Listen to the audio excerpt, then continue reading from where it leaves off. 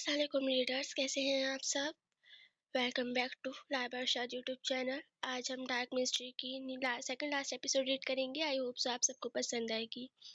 جس نے channel subscribe نہیں کیا وہ جلدی سے کر دیں۔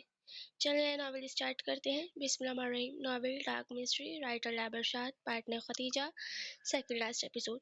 وہ دونوں ان دونوں کو پولیس اسٹیشن لے کر آئی تھی۔ وہ اسے لیے ٹارچر روم میں بیٹھی تھی۔ چلو اپنے جرم کا اعتراف کر لو، اس سے پہلے اپنے طریقے سے کرواؤ، کشمالہ غصے سے بولی۔ ہم نے ایسا کچھ نہیں کیا، علینا بولی تھی۔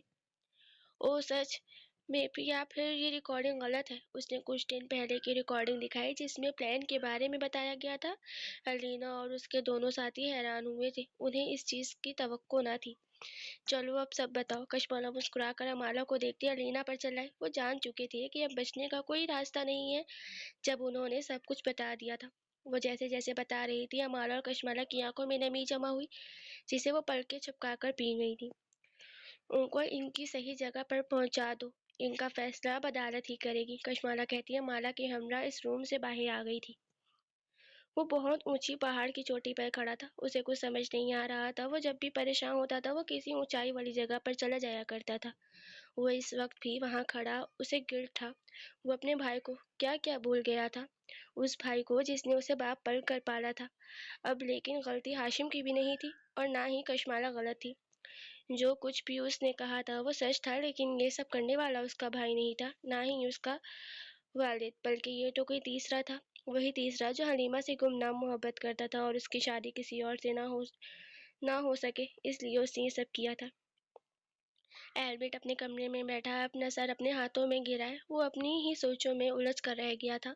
وہ خوش بھی تھا لیکن اداس بھی تھا۔ وہ خوش تھا کہ وہ بے گناہ ثابت ہوا تھا، لیکن اسے تکلیف اس بات کی تھی کہ اس کے عزیز جسے وہ اپنا مانتا تھا، ان سب نے اس کا اعتبار توڑا تھا، اس کا یقین نہیں کیا۔ وہی سب جس کے لیے اس نے ساری زندگی محنت کی اور ان کو محبت دینے میں گزار دی تھی، انہی سب لوگوں نے اس پر یقین نہیں کیا تھا، اور یہی تکلیف ایلبرٹ کو اندر ہی اندر مار رہی تھی۔ ایلبرٹ اتنا جانتا تھا کہ اس کے بھائی کی کوئی غلطی نہ تھی، اس نے حق سچ کا ساتھ دیا تھا، وہی حق سچ جو ایلبرٹ نے ہاشم کو سکھایا تھا۔ ہاشم کو جو صحیح لگا اس نے وہی کیا تھا۔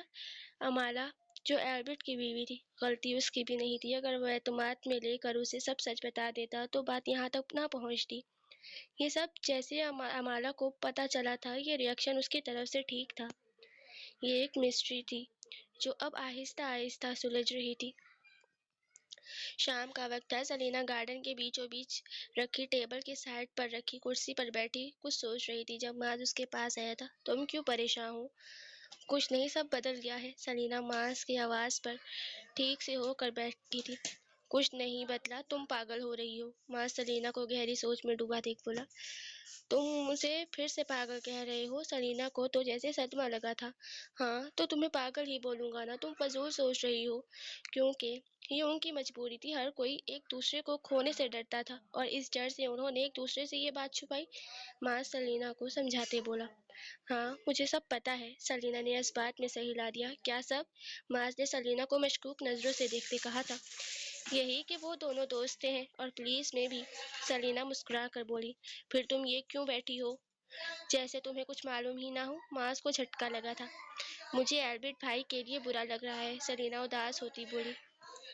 اوہو میرا یار منا لے گا، تم ٹینشن نہ لو۔ معاذ کرسی کی بیک سے ٹیک لگاتا ریلیکس ہو کر بولا۔ میری ٹینشن کی اتنی فکر کیوں ہو رہی ہے تمہیں؟ سلینا منہ معاذ کی سمت کرتی آئیبرو جھکا کر بولی۔ پاگل ہوں نا اس لیے، معاذ تو لہجے میں کہتا اٹھ کر وہاں سے چلا گیا تھا۔ ہاں مجھے پتا ہے تم پاگل ہو، بتانے کی ضرورت نہیں ہے، سلینا معاذ کو جاتا دیکھ مسکرا کر بولی۔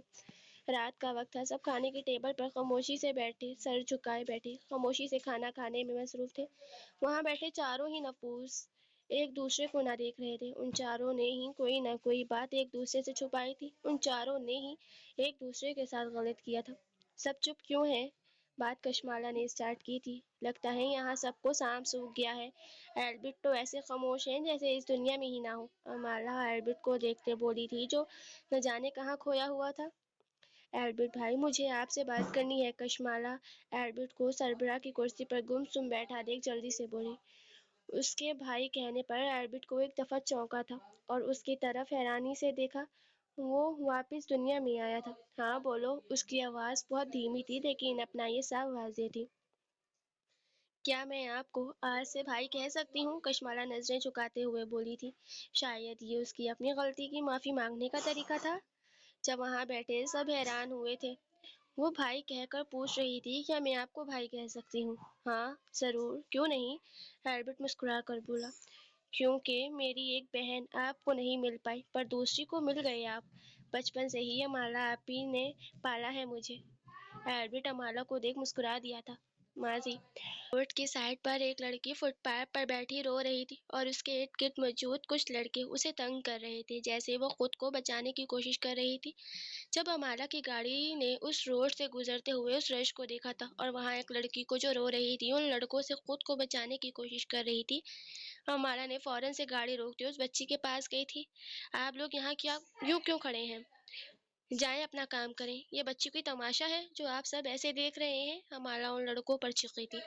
بیٹا آپ رو کیوں رہی ہو؟ امالا پیار سے بولی۔ آپی مجھے سب لوگ تنگ کر رہے ہیں، کشمالہ روتے ہوئے بولی تھی۔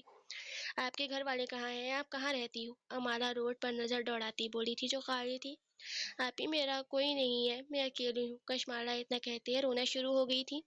اچھا رو نہیں، آؤ آج میں اپنی آپی کو اوکے، آج سے میں آپ کی آپی ہوں، آپ میرے ساتھ آؤ۔ امالا کشمالہ کو لیتی اپنی گاڑی میں لے آئی تھی، اسے شاپنگ کراتے، اسے کھانا کھلاتے اس کو ٹھیک کیا تھا اور کچھ دن ہی لگے تھے امالا کو کہ کشمالہ بالکل ٹھیک ہو گئی تھی۔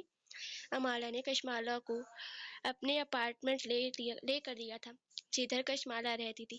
امالا روز کشمالہ سے ملنے ضرور آیا کرتی تھی۔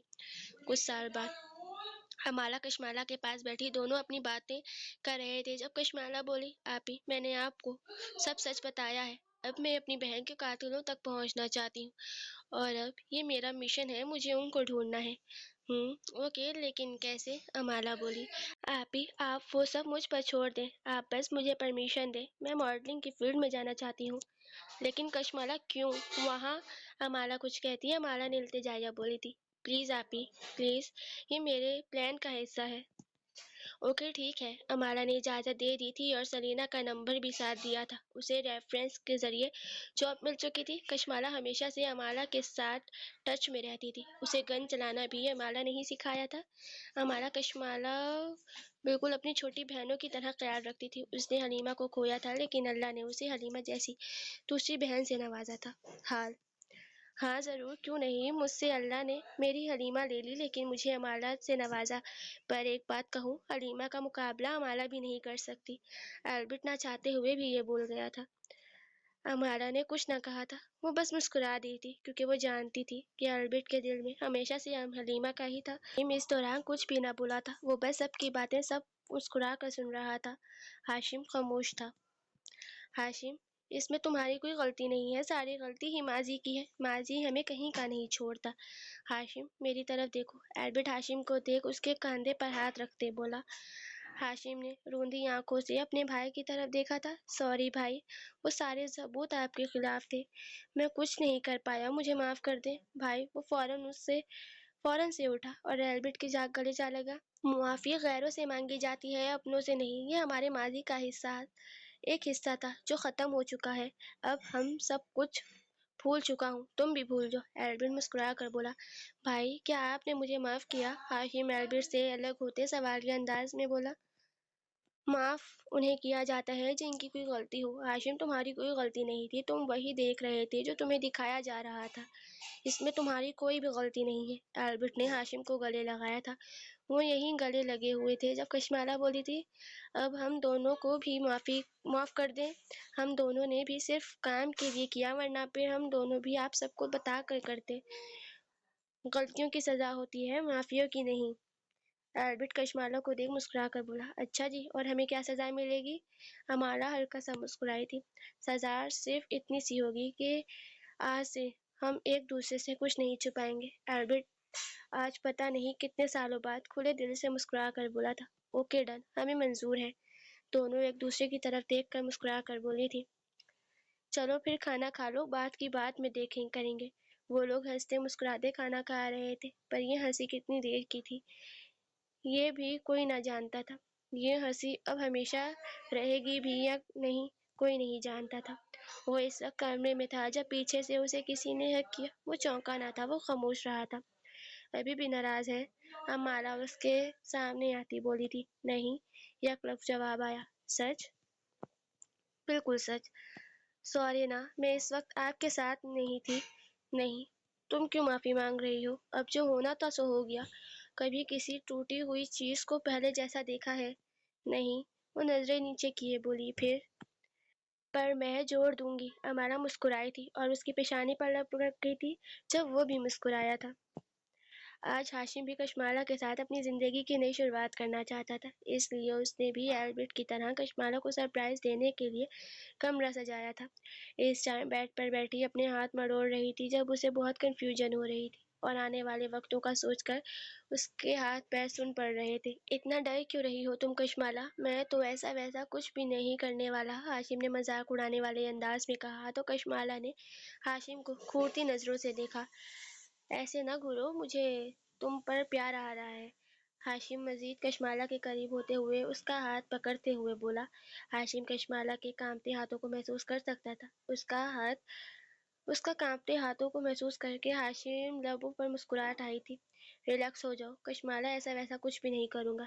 جو میرا حق ہے میں وہی کروں دوں گا، بس یقین کرو تمہیں تھوڑی سی بھی تکلیف نہیں ہوگی۔ وہ کشمالا کو ریلیکس کرنے کی کوشش کرنے لگا تھا۔ کشمالا تو ایسے جیسے پتھر کا مجسمہ بن گئی تھی۔ ہاشم کی جو معنی باتیں ہی تو اسے کانپنے پر مجبور کر رہی تھی، وہ بس خاموشی سے سر ہلا گئی تھی۔ ہاشم کشمالا پر جھکتا، اس کا ہر شکوہ کی معافی مانگتا، اسے اپنی محبت سے سرشار کرتے، اسے شرمانے کانپنے پر مجبور کرتے، اسے خود میں سمیٹتا چلا گیا تھا۔ امالا، میں نے ایک ڈریس بھجوایا ہے، جلدی سے ریڈی ہو جاؤ، میں آ رہا ہوں۔ ایلبرٹ آفس میں بیٹھا کچھ سوچتے امالا کو فون کرتے بولا۔ جی اچھا ٹھیک ہے۔ امالا جی اچھا کہتی ہی فون بند کر گئی تھی۔ یہ منظر کاغان کے ایک ہوٹل کا جہاں ایلبرٹ نے امالا کے لیے ایک اسپیشل روم بک کروایا تھا۔ امالا کو آج سرپرائز دینا چاہتا تھا۔ امالا کو پہلے ہی وہ ایک ڈریس پہنچا دیا تھا۔ امالا نے جب وہ ڈریس دیکھا تو وہ بہت ہی پیاری ریڈ کلر کی فراک تھی جو اس نے پہنی تھی تو اس کے پیروں تک آتی تھی۔ سلیو لیس بازو اور گلا بھی گہرا تھا جس میں امالا کا ہر نقوش واضح ہو رہا تھا۔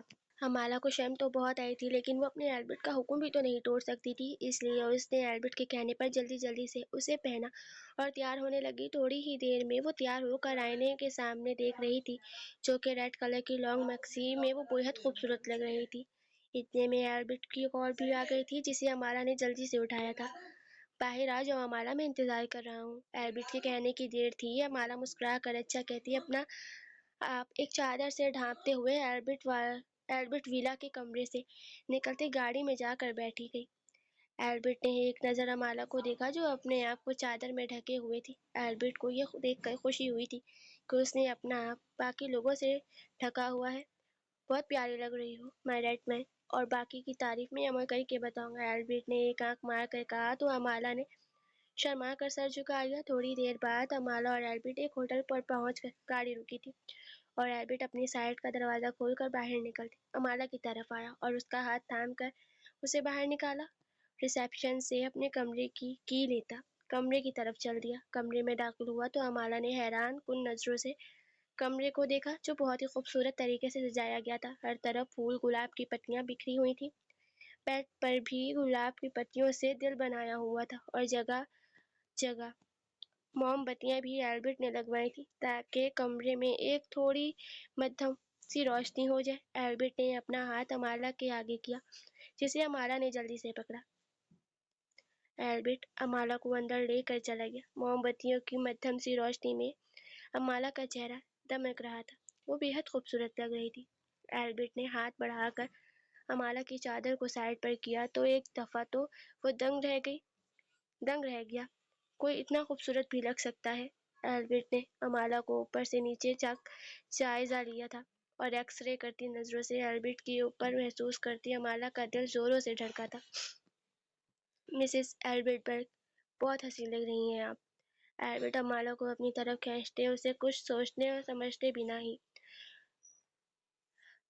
اتنی شدت سے کانپ سی گئی تھی، لیکن ایلبرٹ کہاں چھوڑنے والا تھا۔ تھوڑی دیر بعد ایلبرٹ پیچھے ہوا تو امالا گہرے گہرے سانس لیتے ہوئے 2 قدم پیچھے ہوئی تھی۔ اور ایلبرٹ کو دیکھنے لگی تھی جو اسے ہی دیکھ رہا تھا۔ کتنے بے شرم ہیں آپ ایلبرٹ، امالا ابھی بھی گہرے گہرے سانس لیتے ہوئے ایلبرٹ کو کہہ رہی تھی۔ ابھی میں نے بے شرمی دکھائی ہی کہاں ہے، ابھی تو میں دکھاؤں گا۔ 2 قدم آگے ہوا ایلبرٹ کی بات پر امالا نظریں جھکا گئی تھی۔ اگلے لمحوں کا سوچ کر امالا کا دل زوروں سے دھڑک رہا تھا، اس کے ہاتھ کی تلیوں پسینوں سے بھیگ چکی تھی۔ مسز ایلبرٹ بریک، آپ ڈر کیوں رہی ہیں؟ میں نے تو ابھی کچھ کیا بھی نہیں ہے، بے فکر ہیں، کچھ ایسا ویسا نہیں کروں گا۔ ایلبرٹ امالا کو حصار میں لیتے بولا کہ امالا ایلبرٹ کے سینے میں منہ چھپا گئی تھی۔ ایلبرٹ کمرے کو لاک کرتے سارے پردے گرا تھا، امالا کے پاس آیا تھا، اسے اپنی باہوں میں بھرتے، اسے اپنی محبت کا یقین دلاتے، اپنی ماضی میں کی گئی ہر غلطی کی معافی مانگتے، اسے اپنی بیوی، اپنی محبت میں قبول کرتے۔ اس پر مکمل طور پر جھکا تھا کہ چاند تارے بھی شرما کر بادلوں میں منہ چھپا گئے تھے۔ جا رہے آپ سب کو آج والی ایپیسوڈ کیسی لگی کمنٹ میں لازمی بتائیے گا۔ باقی اپنا خیال رکھیے گا، اللہ حافظ، tata, bye bye. Background کی آوازوں کو اگنور کریے گا۔